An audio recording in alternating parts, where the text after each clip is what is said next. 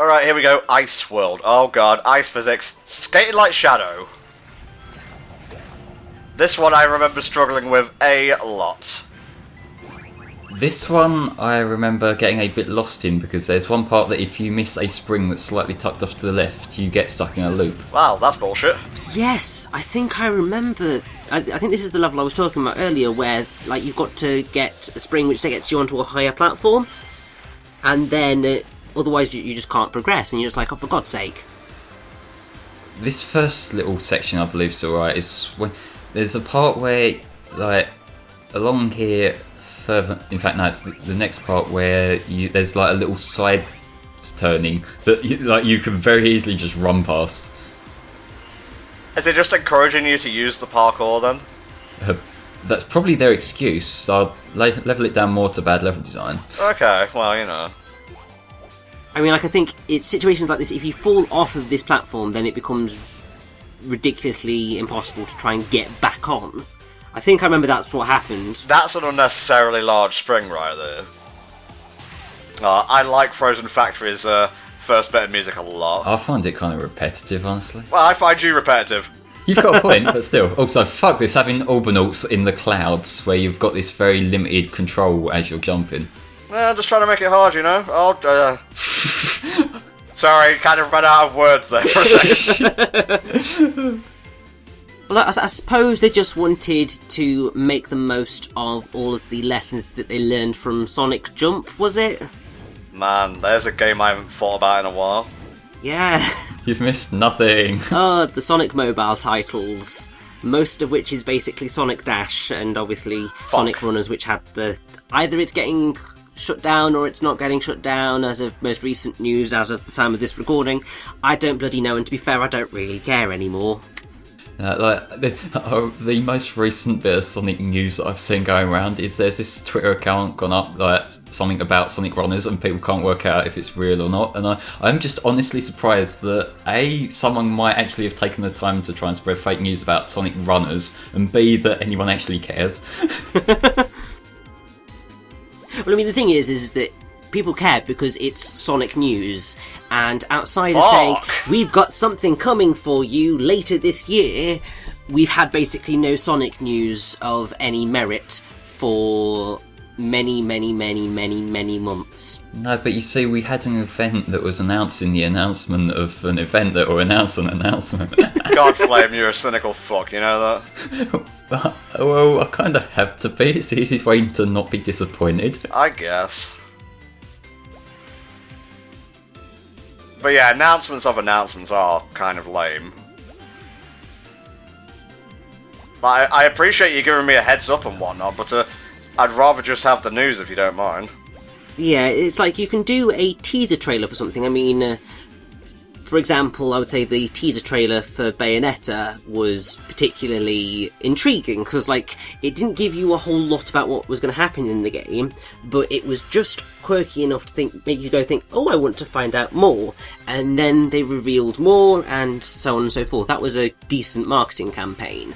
Whereas what they're doing at the minute for the new Sonic game is just like, come on, just tell us. Trust us, it will be great. I'm like, yeah, no, it's the same issue that Nintendo are currently creating with the NX and all of that. It's just like, you've said that it's here, you announced it so early. Obviously that was to try and distill fears that the Wii U was going to sink Nintendo, which was obviously never going to happen.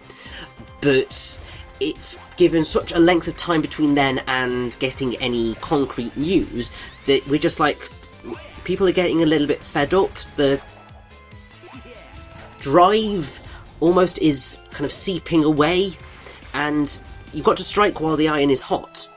And if you keep saying, we're going to give you news soon, people just begin to get fed up, and then when finally news does come, they're just like, it's either a disappointment because it's not as big as they were hoping for, or it is the most wonderful thing in the world and everyone just loses their brains. And there is generally no in-between phase. It's either awful, meh, or oh my god. Yeah, Flame, can you help me out here? I'm getting lost. Oh, okay, maybe. There's a lot of things, mate. You got to be specific here. No, you've spun around so many times I completely lost my Oh, bearings. for fuck's sake. Alright, keep going forward, see what's at the end there, and work from there. Yeah, I think this was the bit in this level where I got lost, if I'm recalling correctly. There. Oh, this is the part that Oh, first. so I was on there for no reason. No, you were looking around. They're left there on that. Oh, laser. I I'm don't using know. laser and you can't stop me. There. Alright, that works too. What I normally do is there's a spring on the wall that's slightly obscured, and that just sort of darts you forward, save you like getting stuck in a constant loop. But yeah, that particular section is really mean because it does put you in a constant loop. You can run to the end of the end of the platform, and it will just loop you right back to the beginning until you've explored. And sometimes you're just like, I don't know where you want me to go. What do you want What do you from want me? Sega? What do you want? Well, on the plus side, I did manage to get a friggin' whatchamacallit. I got some animals. Oh yeah, I forgot to mention this completely. You can dash left and right while you're running on a wall. That's kind of neat. Yeah, it helps you move around on the walls a little bit. Well, that act was kind of a shit show. Let's hope Act 2 / Zone 2 goes much better. Oh, I've just remembered which one it is. Oh, Yeah, good luck with that. Alright, tell you that. You should already know, Tom. You should already know. Oh, is this the bit where Tails throws a hissy fit? I mean, this is the bit where Tails throws a hissy fit, yes. Oh, this has to be seen to be believed, because he turns on a dime. No problem. Sorry you got stuck with a voice chip that looks like it was built by a 2-year-old. Burn! Sick burn, fam. Yeah, well, feelings mutual, egg face. Oh, egg face. That was an original insult, Tails. It's his body that looks like the egg, not the face. Please remind me. Yeah, it's like this is where we get into the sort of teen melodrama kind of interactions. Yeah, there was no reason for this whatsoever. Tails, the world will be destroyed if we can't shut this down. I do trust you, Tails, but the whole And also, it's just like, so something stupid. both characters are in the wrong here. Tails is being a petulant child for thinking that Sonic is trusting Eggman when it's more just like, well, he kind of knows what he is doing with this machine, so I sort of trust that we need him. Yeah. But then Sonic's being an absolute arsehole by not standing by his friend and just saying, Eggman's the greatest, he's going to save us all. Well, he didn't really say that. He didn't just say said, that exactly, but that is the sentiment he is giving off. Well, it's just like they tried to stuff so many different kind of feelings into that cutscene. There was like normal, then there was like serious drama, then they ended on a joke. It was like, fucking pick a tone and stick with it. And then they decided the next cutscene had to be sexism! Yay! But what if I told you that you were the only one I trusted to be? I don't know whether I would put it down as sexism because it kind of comes across as just laziness. You know, like with Well, yeah. the male characters are just as one note as Xena is, but yeah. I mean, basically, Xena is stereotypical girl, which, I mean, is obviously a very... It's a sexist character trope, which is probably potentially going to get me flack Is for it saying though? it like Because that. there are some girls who are like that. Well, I mean, there are, but considering Xena is the only... Well, one of two kind of sexist female characters in the game, there's no other characters to balance it out, so it just comes across as being a bit ridiculous. When you have a bit of balance of multiple different character types, you can get away with one character being particularly vain, because then it's a character type. It's not, oh, she's vain because she's a girl, which is pretty much the way these character types go, because with, what's his face? Is it Zomom, the fat one? He's stupid because he's fat. That is kind of the way they go with that, or he's fat because he's stupid. One of the two. There's no complexity to it. And Zaz is just crazy, so he has to be the skinny crazy one. Oh. And with Master Zik, he has to be Asian because he's the master type, or he's the master type because he's Asian. Either way, it's that sort of... They're so one note that they just can kind of come across as offensive. I guess. I don't really see it that way, because Rouge was just as, like, Well, I mean, yes. because she was the femme fatale character. I'm cool, fam, I'm good. Of course you're cool, you're stuck in a snowball.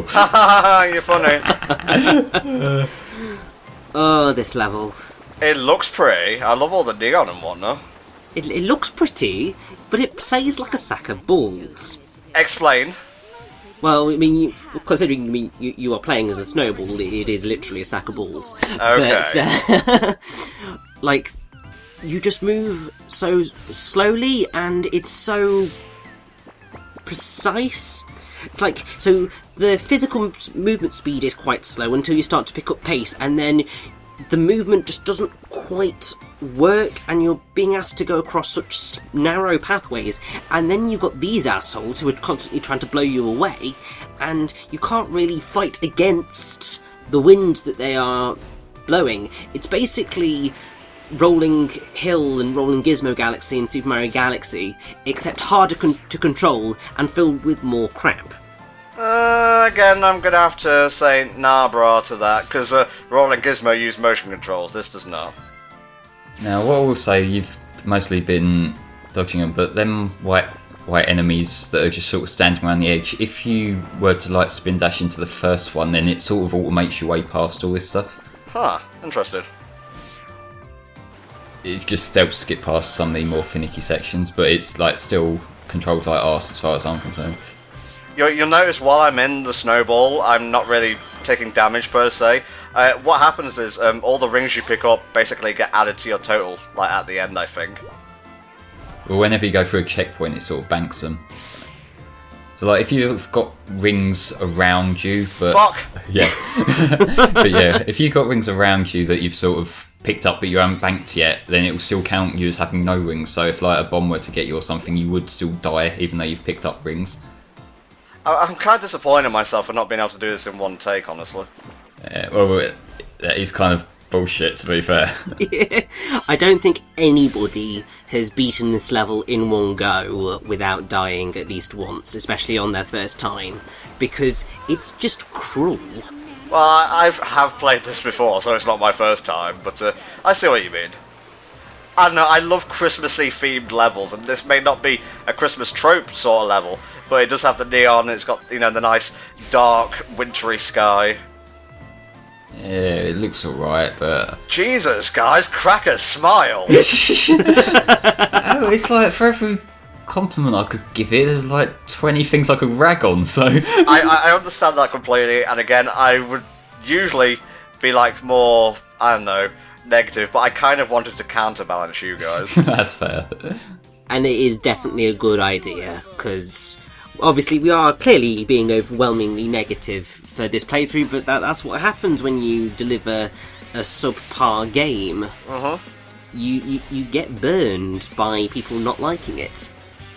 I mean, that's why Boom was the ultimate disaster it was, because everyone was quite vocal in their apathy towards it. I'm guessing I have to take out all of these guys at once, then. Yeah, all the ones with the pure snowheads you take out. You will get ones with like bombs on their heads, which you just avoid, but and like they don't actually hurt you; it just sort of resets the like pattern. So you got to do it again. And also, it is under a sort of timer, isn't it? Well, I don't know whether they disappear after a set amount of time. So No, they disappear when you hit one with a bomb on it, and they just sort of respawn. So it's just like it just wastes a cycle. That's all. oh, that's fair enough. I hit him with the snowball, it were great! Ah, hit the bomb. Reset! Come on guys, where are you? Okay, doing good so far. And then you get to moments where you slow down and you've got to realign yourself, which doesn't always work. Now, if I recall correctly, isn't the Xena boss fight in the 3DS version absolutely cruel? Well, it's not great. You've got to use a 3DS specific wisp in that one. I love how the snowball's doing the victory ring. I do like that. Okay, didn't do so good on Zone 1, but I think I made up for it in Zone 2. I think you did, yes. Ooh, that was cool. Ha! Pun entirely intended. Oh, Sonic, you're such a fucking jokester. That's literally me-tier humour. Good going, Sonic. Oh yeah, this is the cutscene with the really, really, really, really dark line. From eating your black heart. You Eggman wannabe! Yeah, I don't think Lost World kind of understood what its tone wanted to be, because sometimes, I think I mentioned this to you on Twitter, Flame, there's like a weird tinge of violence just beneath the surface of this game's tone, and it breaks out at like really random points in an attempt to be badass.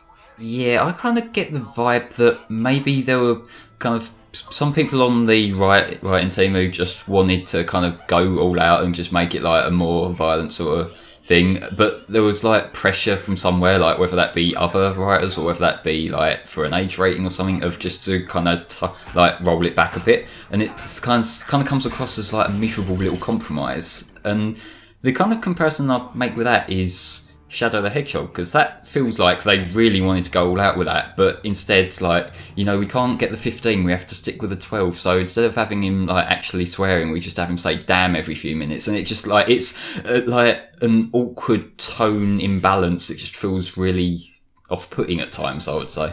Yeah, I understand.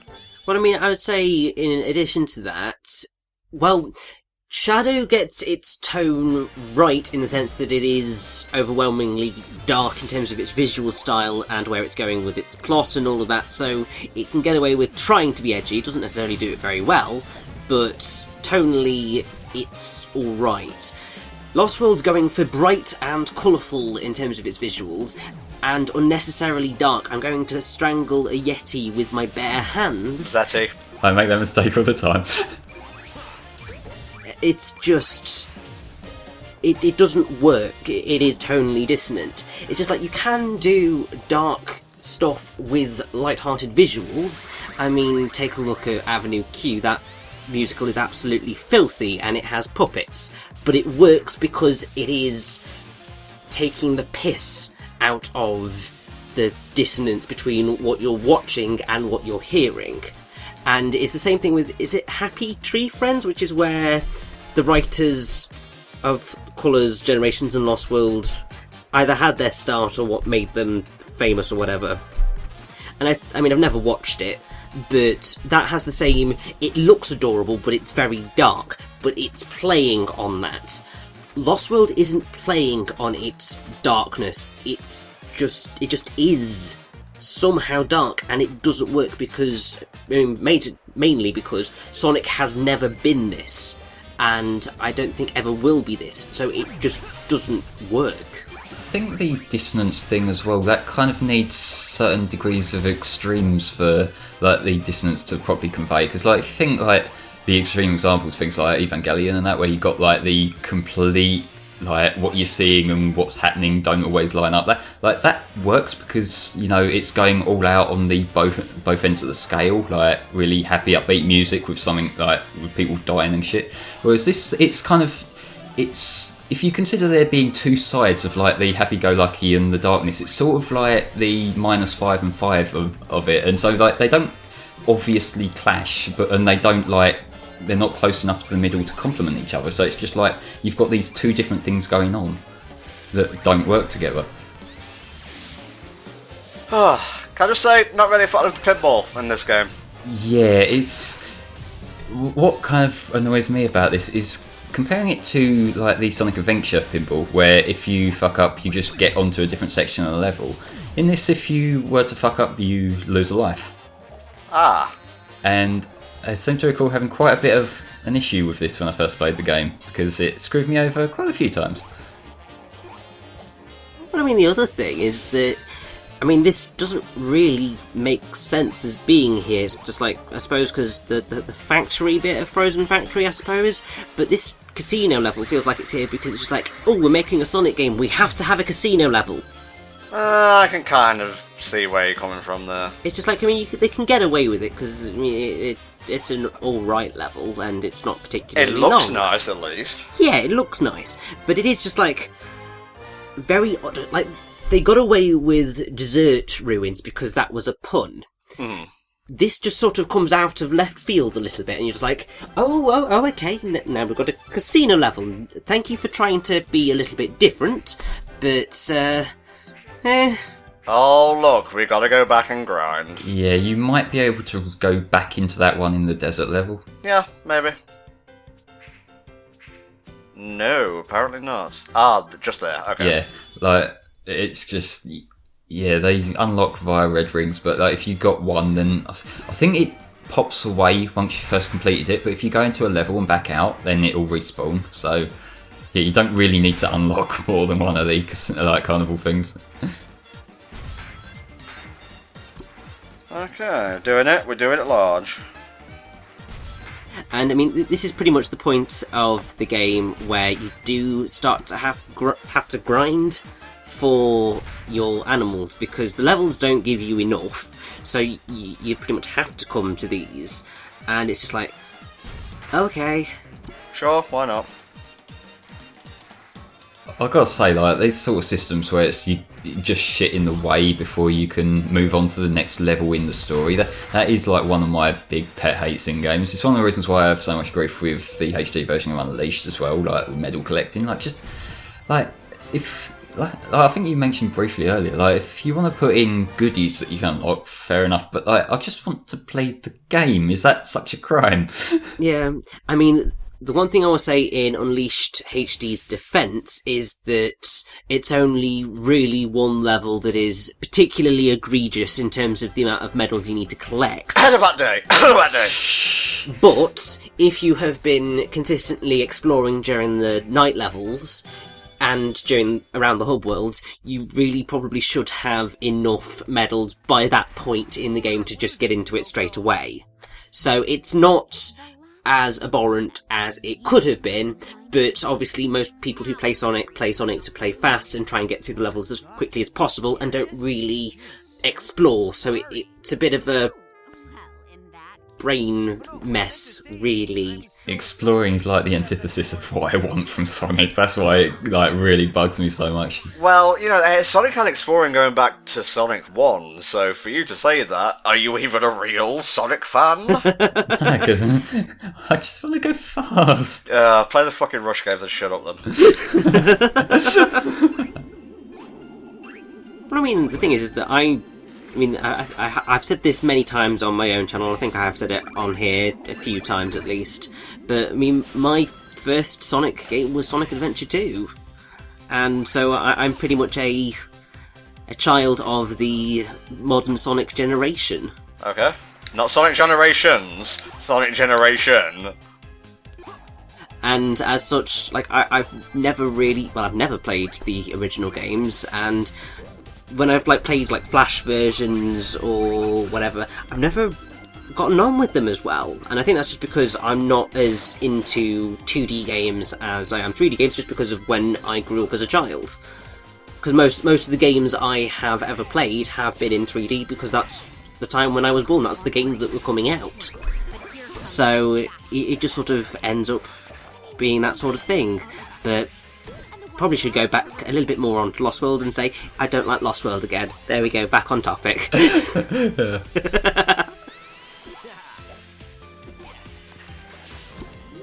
I love Frozen Factory's main theme, it's so good.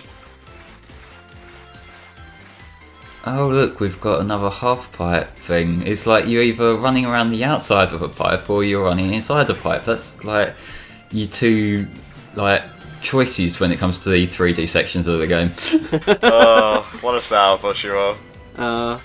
It's almost like they just wanted to copy the special stages from Sonic 2. Please say I'm right. No, I'm not saying that Is Sonic 2 the exactly. half pipe? Sonic 2, well, Sonic 2, Sonic Heroes. Fucking everything. Everything Dibs has ever done, ever. Because it feels like they wanted to pay homage to a lot of Sonic tropes in this game. I think because they'd received so much goodwill from paying homage to Sonic in Generations, they thought, well, let's try and amp this up further. That's why they brought the Badniks back. That's why they tried to make it simpler and tried to sort of make it a little bit more... Fuck. I went too fast. They tried to make it a little bit more inspired by the classic games and having a bit more control over how Sonic... Well, a bit more control, massive air quotation marks, over how Sonic moves. But I think ultimately it kind of it bit them on the bum a bit, really, because they didn't... I don't think Sonic Team have ever really understood what made people like those classic Sonic games. Like, they managed to almost recreate it in Generations. Like, the classic levels were very well received for the most part. Well, that was mostly physics. That was mostly physics, but that's the closest I think Sonic Team have come since the classic games to getting close to recapturing what they seem to have been attempting for the past, well, since Generations. Or at least, when they started doing Sonic 4, they wanted to try and recapture the classics and clearly failed. So Generations was the closest they got to that. Here they're trying to do something new, but try and be, well, linked back to the old stuff, and it just doesn't work. See, I'm kind of curious. I know it would be like playing it safe to the nth degree, but I wonder if they could pull off like doing a Mega Man 9 type of thing with classics. Well, you remember Sonic 4? Yeah, but that wasn't like going like trying to recreate it blow for blow. That was like a little spin-off game they decided to slap the name on. But if I like trying to make a new classic like throwback thing, like yeah, it'd be like pandering in visuals and shit, but Mate, like, they'd be eviscerated more than what Sonic 4 got, I think. I think it depends whether they manage to keep the main gameplay consistent, you know, things like level design, things like that. Because if it works, I think it'd go down like alright. I think if they go for that but then they fuck it up, that could be a problem. Well, how much goodwill does Sonic Team have these days? Not much. Like, I think that they have built a bit of it back thanks to, I think it's Aaron Webber, isn't it? Ruby Eclipse. Thanks to his wonderful time that he's, well, everything he does on the Sonic Twitter and Sonic Facebook pages. Like, people are really, really, really loving all of that. Yeah, and forgot to snap into place, sir, sorry. That is a major problem of this level. So he's done an amazing job at trying to build the community back up, and I think there is a lot more goodwill now than there was before Sonic Boom's release and after Sonic Boom's release. But I think Sonic Team are in a very dangerous position. If this next Sonic game doesn't do well, if it's another Sonic Lost World, or even worse, another Sonic Boom. If it's just average, really. Yeah, then I think they are going to be in trouble. I don't think... I suspect most of the audience, or at least the hardcore audience of Sonic, that was prepared to give them goodwill throughout the initial dark period, or the initial dark ages, and now the second dark age, to have hope. I think they'll have lost that fan base, and I think they will struggle to probably get it back. That said, if it's a good game or if it's excellent, then it'll do them good. I mean... Well, that goes without saying, mate.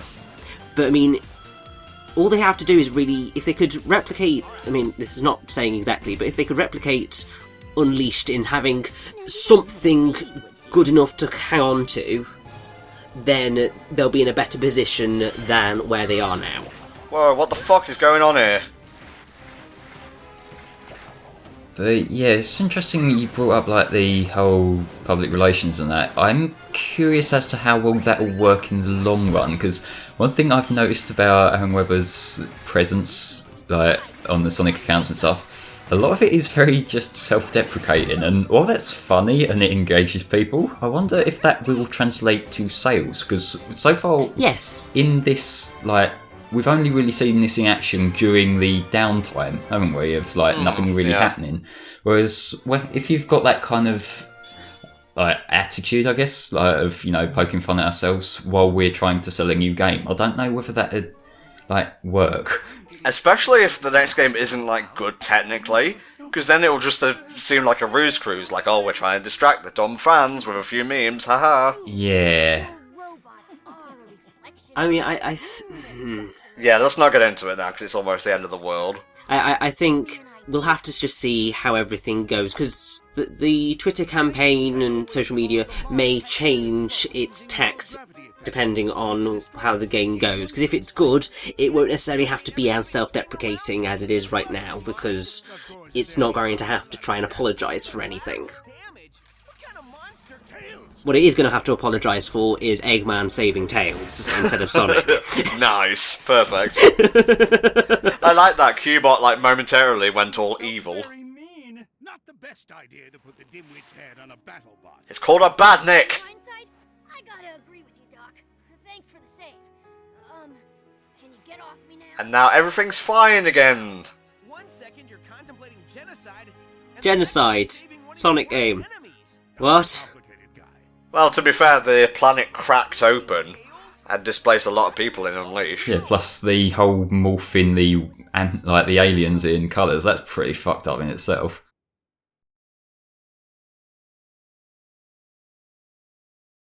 Okay, Frozen Factory, bit of a shit show. But I think I did okay for the most part. You did indeed, and now we start to get to the horror. Oh, Silent Forest. Well, yeah, I'll save that carnival for later. Let's just get right into it.